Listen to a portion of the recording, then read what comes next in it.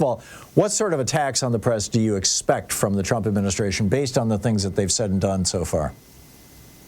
Right. So we don't have to speculate. We can actually look at what Trump has been saying on the campaign trail. So obviously during his first term in office, he was very belligerent towards the press, but he's actually kind of increased the rhetoric and the seriousness of it in the past year. So multiple times in the campaign trail, he openly talked in front of thousands of people about imprisoning journalists to figure out their sources. He has, talked about violence towards journalists. And we know during the first term, because it came out right after he left office, that he had spied on many of the biggest news outlets in America, going after Washington Post, New York Times, CNN, among others, getting their email and phone call records. And so, you can look in Project 2025, for example, where they actually explicitly say, hey, we should roll back the Justice Department's guidelines for spying on the media and actually go after them more. Wow.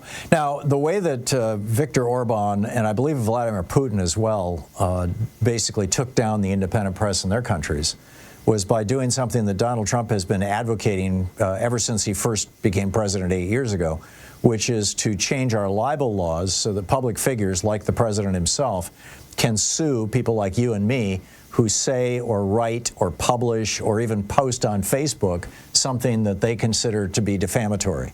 And, what Orban did was he went after, after he changed the laws in Hungary, he basically went after all these journalists and all these publications, personally bankrupted lots and lots of journalists themselves and bankrupted the publications with large judgments against them.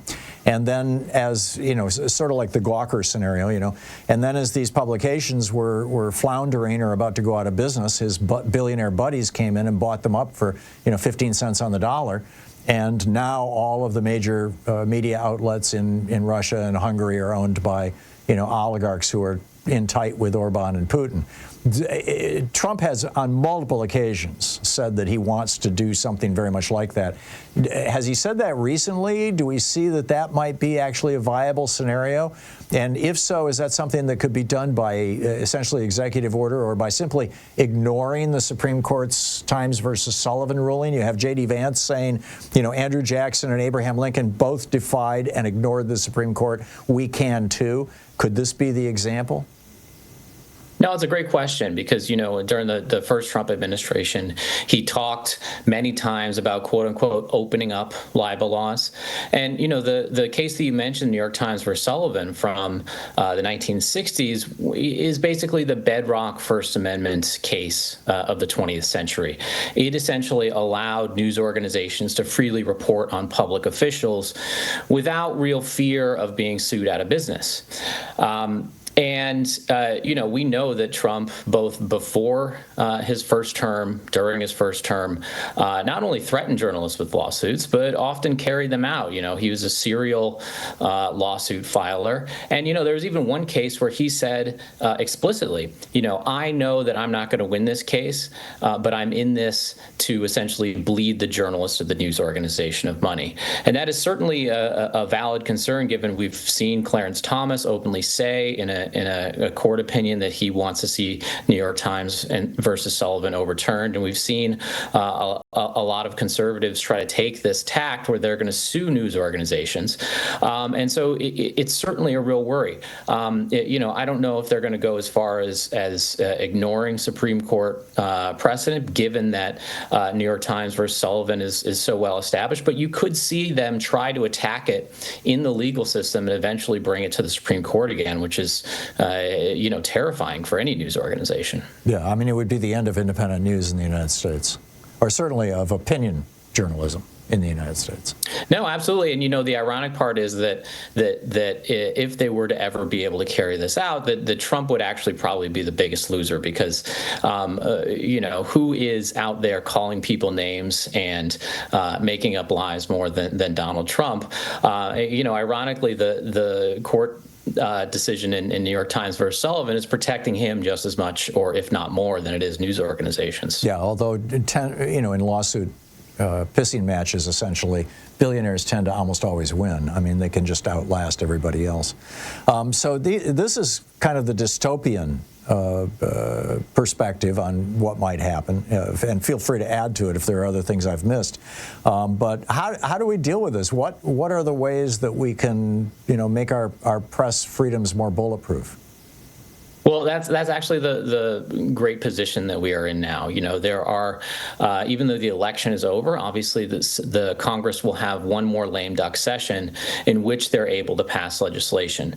And the great news is there is an amazing bill, actually the strongest press freedom bill in modern history, that is very close to passing right now. So it's called the Press Act, and it would essentially do two things. Number one, it would bar the federal government from spying on journalists by secretly going to tech companies like Facebook and Google and getting their communications records.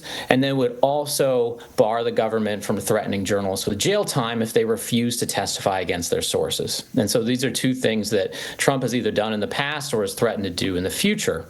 And the best part about this bill is that it is incredibly bipartisan, so much so that it's actually already passed the House unanimously. This happened in January. And there wasn't a lot of attention around it. Yet all the Senate needs to do is bring it up for a vote. It has powerful backers in the Democratic Party. So this is all up to Chuck Schumer. It is. It is. Why isn't he doing anything? It has Republican support as well. Lindsey Graham and Mike Lee are co-sponsors of it. And so really Chuck Schumer and Dick Durbin need to prioritize this in the lame duck session. And it's the perfect vehicle for limiting some of Trump's powers that can hopefully preserve a little bit of accountability. So the phone number for the Congressional Switchboard is 202-224-3121, and you can simply say, connect me to Dick Durbin's office, connect me to Chuck Schumer's office. I live in Oregon. I don't know who my senators are. Would you please tell me, and then connect me to one of them, and then just say, please bring the Press Act to the floor of the Senate for a vote before the end of this year, right? Absolutely. We just need them to prioritize it. We already know that they actually support it, but it's about bringing it to a vote or getting it attached to a year-end bill. And again, the House has already passed this.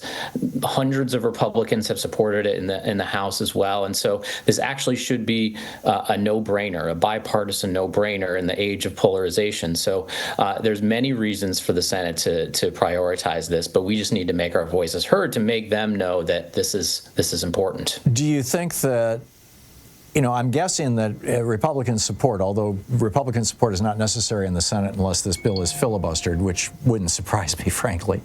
But do you think that Republican support may change as a result of Trump being elected? Has he noticed the Press Act? Because this is kind of the opposite of what he's all about. Do you think he might sabotage this?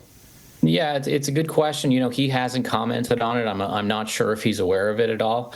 However, the good thing is that this actually would benefit conservatives or people who vote for Republicans as well. Everybody has a gripe with the mainstream media in some fashion or form, but everybody also gets their news from some form of online news organization, whether it's conservative or liberal or anywhere on the spectrum. And we've seen Democratic presidents, of course. President Obama actually went after and spied on multiple news organizations, including Fox News. And so that's why this bill is actually bipartisan. It takes a broad definition of journalists. It doesn't take into account ideology. And this, of course, will protect news organizations under Trump, but it will protect any journalist under any administration. And so, Republicans have a big incentive to support it as well. Great. So 202-224-3121. Call your senators and tell them pass the Press Act. Bring the Press Act to the floor and pass it this session. Trevor Timm, the co-founder and executive director of the Freedom of the Press Foundation, freedom.press. Trevor, thanks so much for dropping by. It's great talking with you. Thanks so much. Anytime. My pleasure. Thank you.